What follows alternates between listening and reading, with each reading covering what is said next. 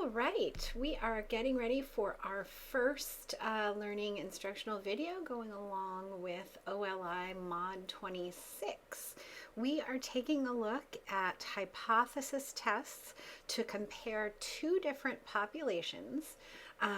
We looked at that in a different aspect last module. We took a look at data that would come in matched pairs, where the same individual would be in both of the populations, but we would be collecting different types of data. So maybe a blood pressure or a cholesterol level before and after medication, maybe a reading score of some point before and after having glasses. But in that case, because it's the same individual, or maybe even twins, honestly, if what's chosen for one is affecting what's chosen for the other population, if those samples are related in any way, that is that matched pairs design, where before we conduct our hypothesis test, we put those two data values together, we come up with a single data value, and then we conduct our hypothesis test on that one single population of combined data. So what we're looking at here is different because we are going to have independent samples. We are independently choosing individuals from each of our two populations, and they're not going to have any relationship to each other in any way. So we're going to keep our two samples of data separate. We're not putting them together in pairs like we did before. In fact, we don't even have to get the same number of individuals from each population for our sample. We can have different sample sizes. Okay, let's go ahead and move on to this example that comes from page 173 in OLI. When dating someone, what matters to you, looks or personality? This question was the focus of a community college student's class project for an introductory statistics course. She devised a 25-point scale. An answer of 1 means personality matters most and looks don't matter at all. A score of 25 means looks matter most and personality does not matter at all.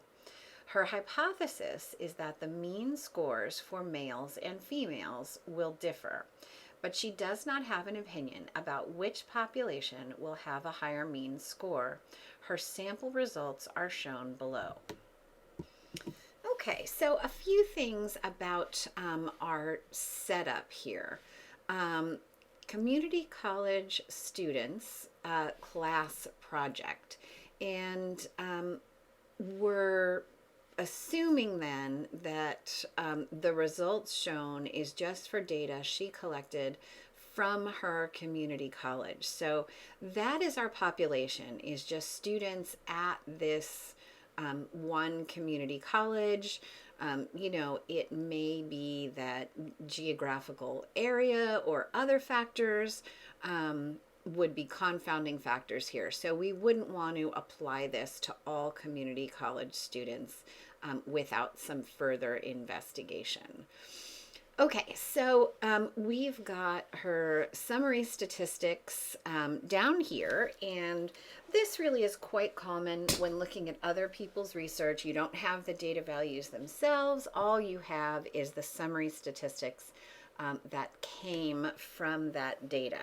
So the first thing we need to do is just assign population values to each of our two populations. And just because of how they come to us here in the table, I'm going to assign female to be population 1 and male to be population 2. So those are the subscripts we're going to put on values for each one of those populations.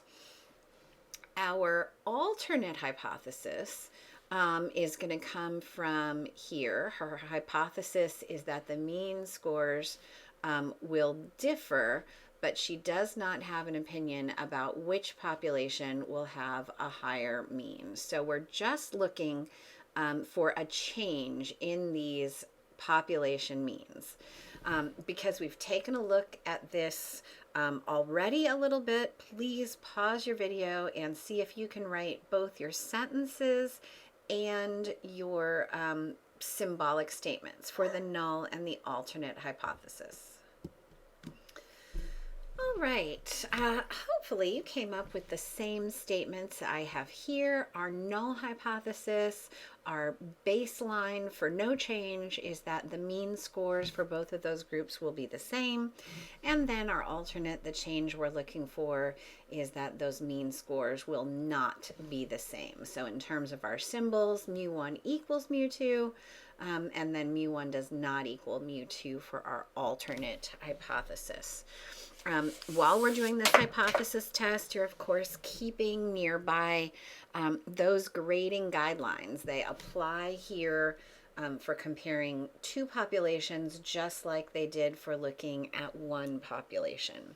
So step 2 then is about talking about what we have going on in our samples. So I'm going to give an X bar value for each of my populations. So from females, it's X1 bar. Let's just go ahead and round this off to say 2 decimal places. So 10.73.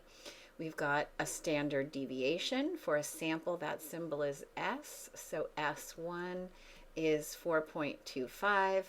And you know what, since we're going to need it later on anyway, let's just go ahead and write out that that sample size is 150. And then for our second population, our sample mean X2 bar is 13.33. Our standard deviation is 4.02. And our sample size is 85. So that's what we have from our samples. I think it doesn't really say in this question that she took a random sample, so we're going to have to assume random and independent samples. That is our requirement here. And then the last thing that we need, so we have 2 populations here, but in order to get our sampling distribution normal, we need that each of the individual sampling distributions would be normal. So we need that n times 1, or sorry, n1 and n2 are both greater than 30, which they are because our sample sizes are 150 and 85. So we are good to go here. So this is what happens. We come up with one sampling distribution. We put each sample together with every other possible sample from the other population. So every number along our horizontal axis here represents a different sample mean from females minus a sample mean from males. That's exactly how we're going to put together the data that we have, and we're going to compare that to all the data that we could have. This data, or this distribution, because our sample sizes are bigger than 30, do produce a normal distribution, but we don't have the population standard deviations to describe it. So instead, we're going to use the t distribution, right? Choice of t distribution is always based on standard deviation. We only have standard deviations for our sample, so we're picking the t distribution. Just like always in a sampling distribution, the mean, the mu, of all the sample values, of all the x1 minus x2 bar values in this case, that is always equal to the population values, Well, if we take this x1 bar minus x2 bar and translate that into population values, it's mu1 minus mu2. So the center of this distribution is at the difference in these population means. What is that? Well, it's always HO that tells us, right? HO tells us that mu1 equals mu2, which therefore means that mu1 minus mu2 is equal to 0.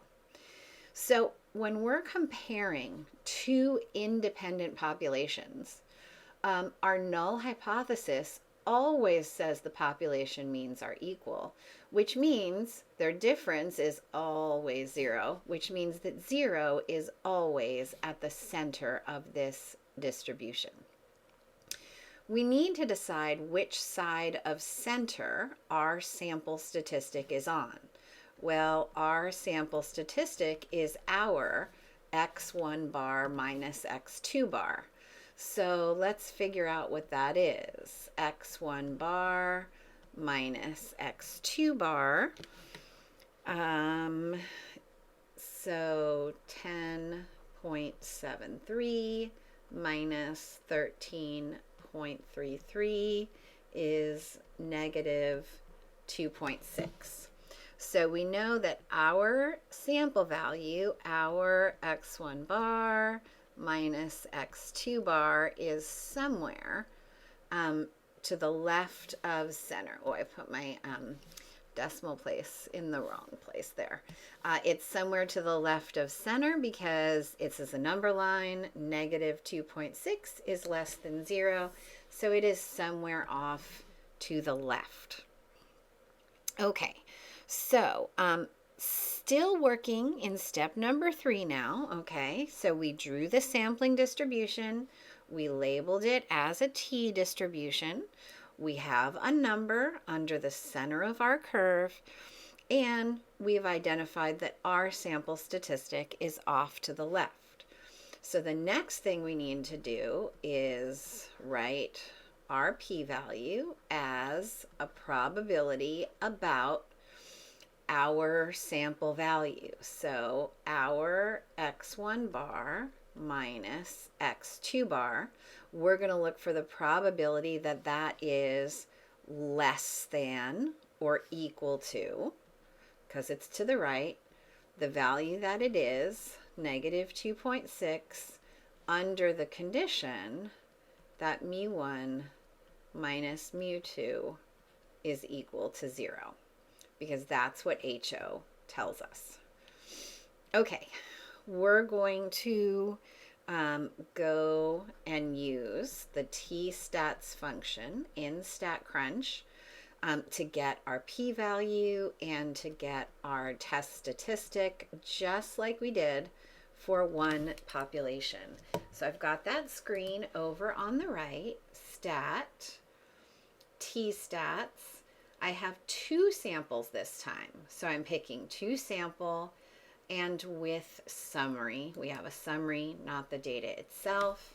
We need to put in all the values that we have.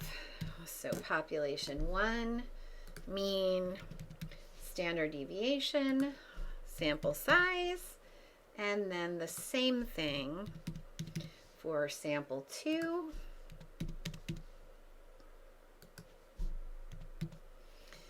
We set up our hypothesis test here. HO says that mu1 minus mu2 is equal to 0. And then, of course, our alternate hypothesis has the not equals in it. So we can leave that set as is and click compute. So what we see here, now notice the degrees of freedom is a little bit different in this case than it was when I talked about the t distribution for one population. For one population, it was simply your sample size minus 1. It's more complicated now. We're not going to worry about it. Here's that sample difference, negative 2.6. That's exactly what we calculated here. That's the number we're trying to place on our sampling distribution.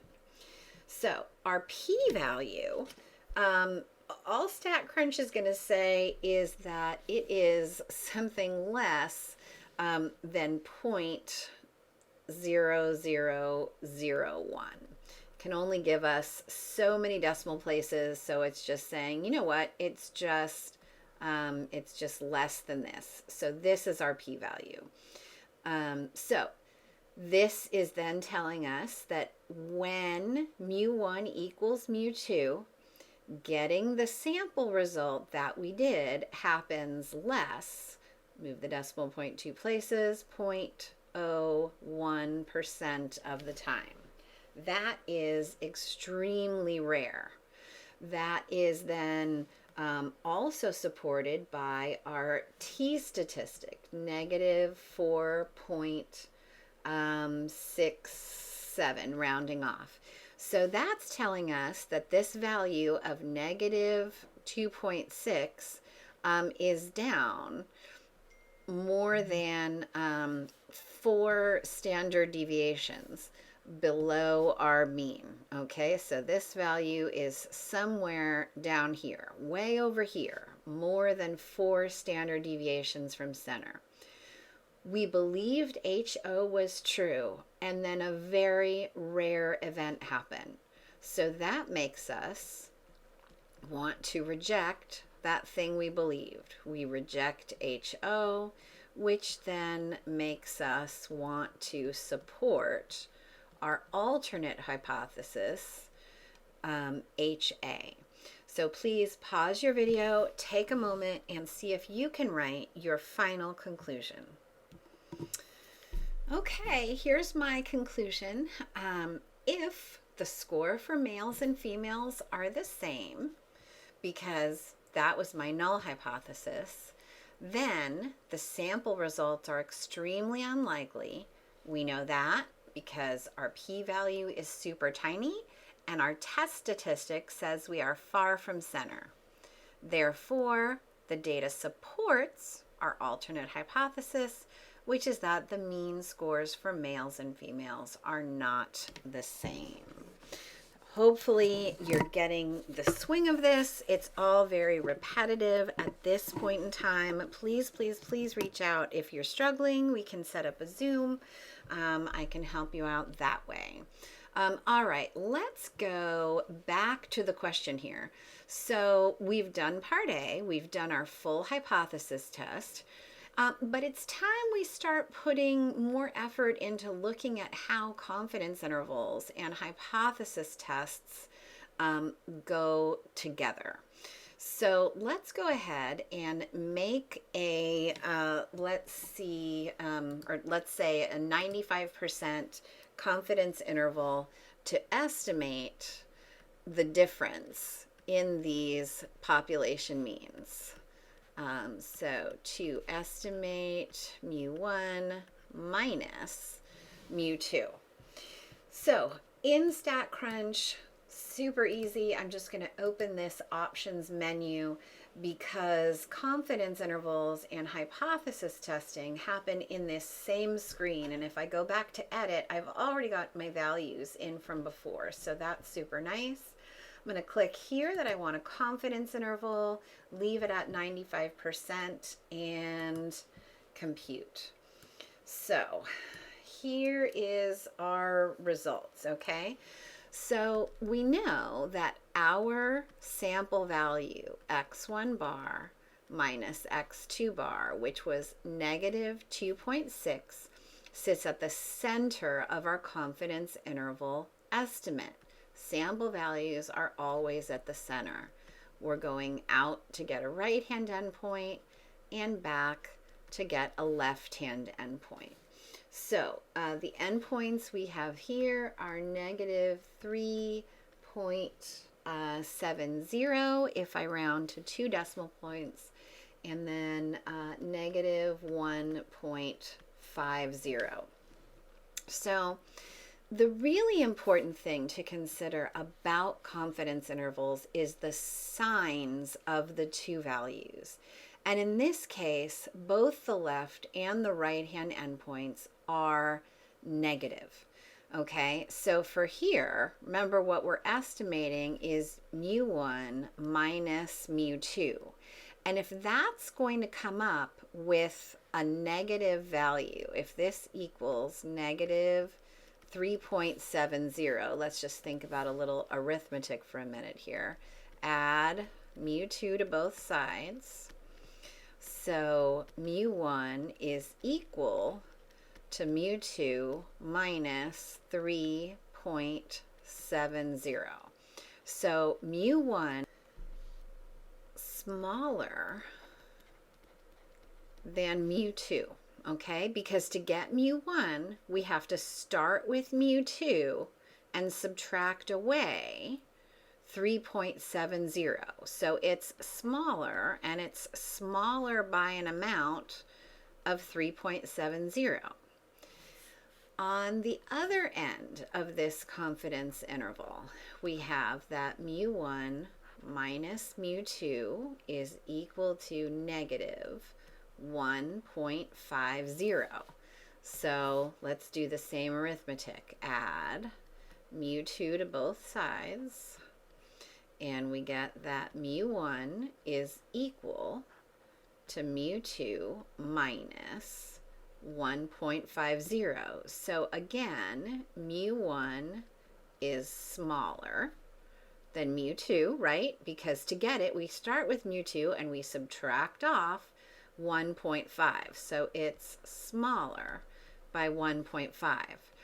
So everywhere in our confidence interval, mu1 is not equal to mu2. In fact, mu1 is smaller than mu2 every single place in our interval.